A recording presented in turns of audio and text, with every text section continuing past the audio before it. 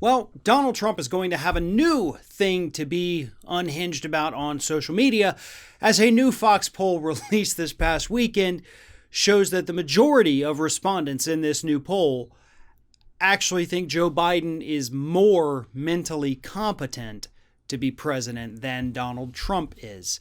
In fact, Joe Biden has a majority of people in this new poll who say he is competent enough, while Donald Trump does not.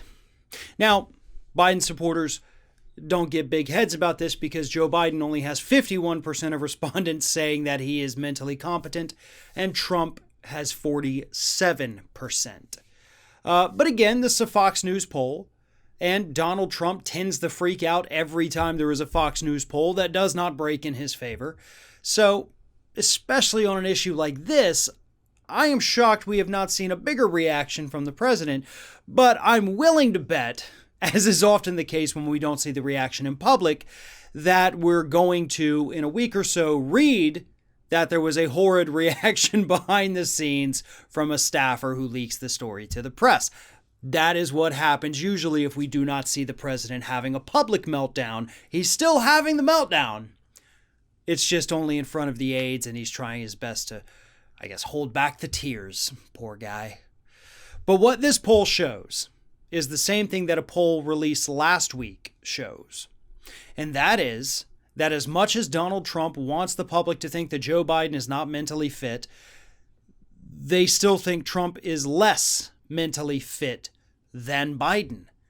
Which means the talking point that his campaign has been pushing for quite a while now, the talking point Trump keeps mentioning when he talks about Joe Biden in his rallies, or when he mentions Joe Biden in interviews like the one with Jeanine Pirro where he said, these guys must be drugged, he's drugged. Public doesn't agree with you. They're not buying into it. And that's a problem because that's literally the only message you're running on right now, other than, of course, law and order, which also isn't resonating with the public. So what else you got?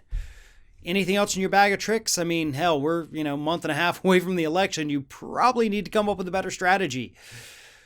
But you can't, because your arrogance won't let you admit that you made a mistake, and you're stuck with what you've got. Now, here's the kicker, though. This is actually the scary thing. These numbers could very easily change for Biden and Trump. Trump in a positive way, Biden in a negative way, with the debates. I've always said that those debates are going to be key. Joe Biden is not going to have other Democrats up there to interject or to try to, save him or whatever it is, or take the spotlight off him. In the Democratic debates, Joe Biden would get a few minutes of talk time because there were so many candidates up there.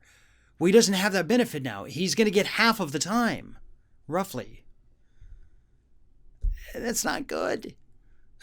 I'm sorry to say that. I hate to be the naysayer for all the hardcore Biden folks, but you know as well as I do, the guy can't go out there and talk for very long. It doesn't end well for him. He eventually does say something stupid. Trump always says stupid stuff, so we don't have to worry about that. He's going to say stupid stuff. But the first time Biden says anything, the first time Biden slips, first time he stutters, first time he mispronounces a name or forgets a place, Trump's going to pounce. It's going to be bad. It's going to be real bad.